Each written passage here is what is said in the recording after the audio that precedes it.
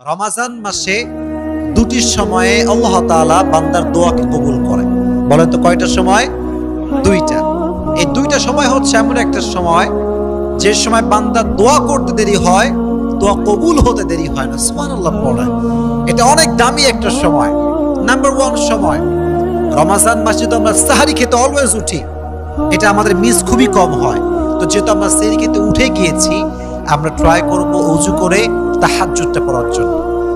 বেশি না, আপনি 2 রাকাত পড়েন বা 4 রাকাত পড়েন বা 6 রাকাত পড়েন, যা হয় কিন্তু পড়েন। রমাজান মাসে তাহাজ্জুদের যায় নামাজে যখন কেউ চায় রবের কাছে, আল্লাহ এইটা চাই, গাড়ি চাই, বাড়ি চাই, হেদায়াত চাই, এইটা চাই, ওইটা চাই, বান্দা চাইতে দেরি হয়, আল্লাহ কবুল করতে দেরি হয় না। মন খুলে পড়েন সুবহানাল্লাহ।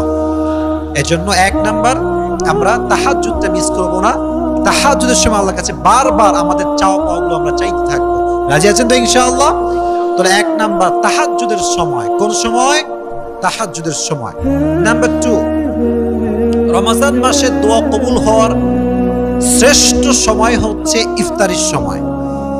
যখন আপনার সামনে আলুর চপ, বেগুনি, পেঁয়াজি, মুড়ি, ছোলা, বুট সব রাখা আছে, কিন্তু মানুষ খাচ্ছে না, খিদায় শেষ, ক্ষুধার যন্ত্রণা একদম প্রবল হয়ে গিয়েছে, তবুও খাচ্ছে না। কেন? আল্লাহর জন্য খাচ্ছে না। তখন আল্লাহ একটা সফট কর্নার তৈরি হয়, ভালোবাসা তৈরি হয়। আল্লাহ বলে, কিরে খায় না কেন? ফেরেশতা বলে, আল্লাহ তোমার জন্য খাচ্ছে না, তোমার জন্য উপোস আছে, না খেয়ে আছে। তো এটা হচ্ছে একটা মুখ্যম সময়। ইফতারির সামনে রেখে যে বান্দা দোয়া করতে পারে, তার দোয়া আরশে আজিমে গিয়ে নক করে। সুবহানাল্লাহ পড়ে। এই জন্য কলিজার ভাইয়েরা, ইফতারির সামনে রেখে মোবাইল ফোন